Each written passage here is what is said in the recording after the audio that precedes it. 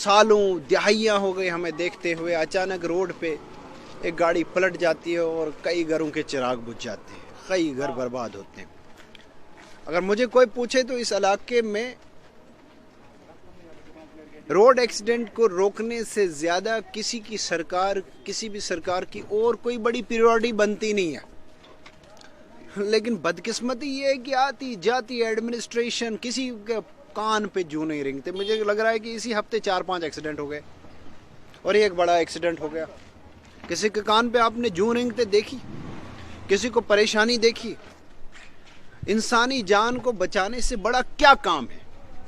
इससे बड़ी क्या डेवलपमेंट है?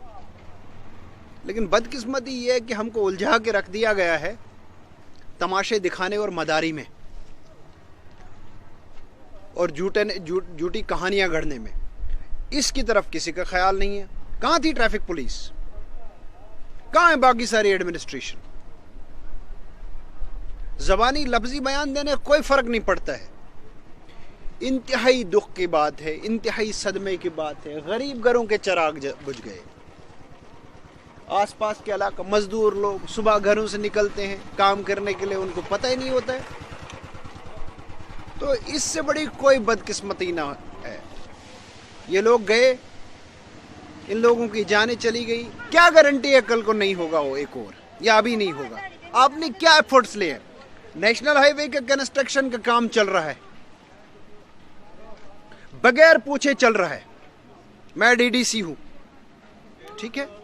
आसपास में हमको पब्लिक रिप्रेजेंटेटिव है, हमसे किसी ने नहीं पूछा। हालत देखिए क्या कर रखी है नेशनल हाईवे वालों ने। पूरी रोड की तबाही मचा के रखी। इसी रोड पे जिस पे सैकड़ों गाड़ियां चलती है, हादसे नहीं होंगे? क्यों नहीं नेशनल हाईवे को जो एजेंसी है उसको इसके लिए कल्पेबल और रिस्पॉन्सिबल गर्दाना जाए? पूरी रोड देखिए आप जाके। और दरियाई चिनाब के अंदर मक डाला गया हमारा है, वो भी बर्बाद कर दिया। यहाँ तो सिर्फ बर्बाद करने आए हैं सारे लोग। यहाँ कोई बच्चा बनाने के लिए कोई चीज़ तैयार नहीं है। और ये बदकिस्मती है। मैं ये समझूंगा, आप लोग हमसे शायद उम्मीद रखेंगे कि हम डीडीसी हम कुछ कर लेंगे। हम रोज ढूंढते हैं उन लोगों को जिनने करना है, कोई नहीं मिलता है, सब गुम है। ऊपर से नीचे तक सरकार, शाम को आप सुनते हैं बड़े बड़े फसाने सुनते हैं उनके, कोई कुछ नहीं हो रहा है, सारा ब्रेकअप है यहाँ पे। तो ये एक्सीडेंट उसी की एक कड़ी है, उसी की एक कड़ी है ये एक्सीडेंट। देखिए, हम आप सब मिल के कोशिश करें। जो लोग इस वक्त इख्तिदार में या सिस्टम में ऊपर हैं, उन लोगों से कोई उम्मीद नहीं बची। हम लोग एक कोशिश करते हैं कि इन हादसों को रोकने के लिए कोई कैंपेन चलाए। मैं आपसे भी सबसे ये अपील करता हूँ, आप समझ लीजिए इस बात को, इससे बड़ी कोई बदकिस्मती नहीं है। आपको मैं एक और चीज़ बताऊँ, इत्तफाकन इन हादसों को लेके मैं आज की बात नहीं कर रहा हूँ, मैं पहले से 2018 में इसको लेके high court of Jammu and Kashmir में एक PIL की है, वो अभी भी चल रही है। बड़े इफेक्टिव ऑर्डर्स उसमें आए थे। District bar association Doda versus state of Jammu and Kashmir, union of India. उसमें मैं हैरान हूँ, उसमें चीफ सेक्रेटरी ने एफिडेविट, हाल मैं बता रहा हूँ, मेरे पास चीफ सेक्रेटरी ने एफिडेविट फाइल किया था कि हमने यहाँ पे हमारे डिस्ट्रिक्ट्स में क्रिटिकल केयर एम्बुलेंसेज हर हॉस्पिटल में रखी हैं। एफिडेविट मौजूद है। हाँ, मैं पूछता हूँ, कहता नहीं है। यह है हाल। एफिडेविट हाई कोर्ट में फाइल किया कि क्रिटिकल, अभी जो बेचारे ये जो जख्मी हुए क्रिटिकल, अगर क्रिटिकल केयर एम्बुलेंसेज होती तो शायद उसकी वजह से उनकी जानें बच जाती। कई लोग तो ट्रांजिट में मर जाते हैं, मोमेंट में मर जाते हैं।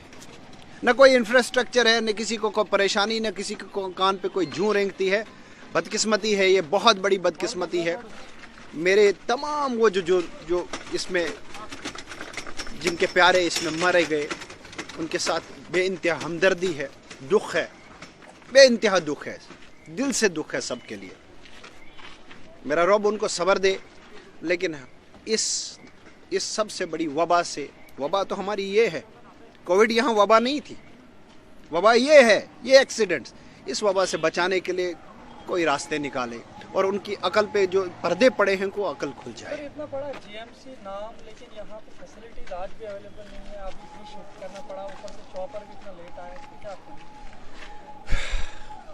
मैं ये जो कह रहा हूँ यही तो इन सब बातों का जवाब है। GMC का जहाँ तक मैंने इनको पूछा, मैं एक और चीज़ बताऊँ, मैंने इनको पूछा कि आप जम्मू भेजने का मतलब क्या है पेशेंट, जब ये मेडिकल कॉलेज है, ठीक। और जबकि वहां पे जम्मू मेडिकल कॉलेज की ये हालत है कि वहां कोई नहीं पूछता, वहां उनको परेशानी नहीं आती, आए पेशेंट मरे, दे डोंट केयर, हमने देखा है। तो इनका जो था, मुझे थोड़ा सा वैलिड लगा इनका जवाब। इन्होंने कहा कि यहाँ पब्लिक का प्रेशर इतना आ जाता है एक्सीडेंट के टाइम कि हम हैंडल नहीं कर पाते। वाकई में बहुत लोग थे, वो भी एक हमारी प्रॉब्लम है। एक्सीडेंट के बाद हजारों लोग यहाँ थे और अंदर घुसे हुए थे चारों तरफ, तो डॉक्टर्स शायद हैंडल नहीं कर पाते, ये इनका जवाब था। अदरवाइज इन्होंने कहा कि हम हैंडल कर सकते हैं। यहाँ पे जो मेरी बात हुई इस टॉपिक पे, मेरी अभी इनसे कंसर्न से बात हुई थी, उन्होंने ये कहा कि हम कर सकते हैं हैंडल, लेकिन ये मुश्किल हो जाती है बड़ी। सर जैसे ट्रैफिक जाम लगता है नोएडा में, इसके अलावा अभी जो ट्रैफिक सिग्नल्स को लोग भी तोड़ते हैं, लोग ट्रैफिक में, यानी कि जैसे बताया गया है कि आप ओवरलोड मत बैठें, लेकिन ऑटोमेटिकली ड्राइवर। आप मुझे एक चीज़ बताइए कि जो ट्रैफिक डिपार्टमेंट है, मैं नहीं जानता हूँ कौन लोग हैं, कहीं आपने उसको प्रॉपरली फंक्शन करते देखा? आपकी ये रोड है मेडिकल कॉलेज के बगल में, ये रोड मेडिकल कॉलेज की जो एक्सेस रोड है, 27 से 28 फुट की टोटल विड्थ है रोड की, 30 फुट से भी कम। उस रोड पे दोनों तरफ से गाड़ियां खड़ी होती पार्क, जिसकी वजह से जाम लगता है हॉस्पिटल आने में। आपने किसी को उन गाड़ियों को हटाते देखा? सिर्फ नक्शेबाजी है ना।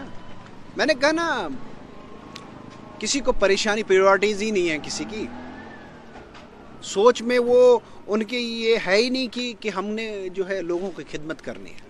इन तमाम चीज़ों को देखकर आप लोगों को क्या मैसेज है? लोगों को मैं मैसेज ये देता हूँ और अपनी आवाम को कहता हूँ कि खुद अपने कदमों पर खड़े होने की कोशिश करिए। हम हाथ पैर तो मारते हैं, रोज़ लड़ते हैं इनके साथ, शायद वो नहीं देखते होंगे हमको लड़ते हुए, हर रोज़ लड़ते।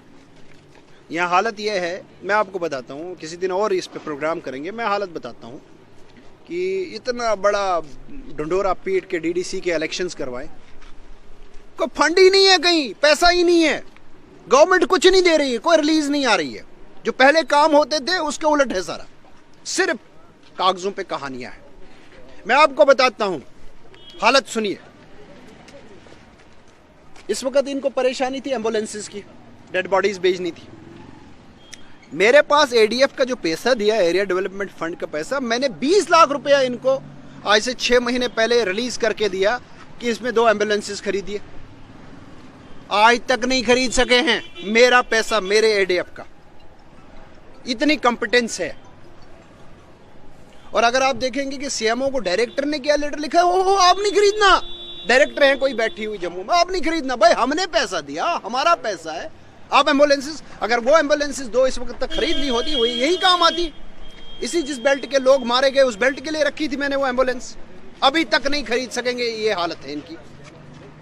बल्कि मैंने ये तक कहा वो एम्बुलेंसेस को लेके कि 30 सितंबर तक गवर्नमेंट ऑफ इंडिया ने हमको 16% एम्बुलेंसेस के खरीदने पे जीएसटी रिबेट दिया।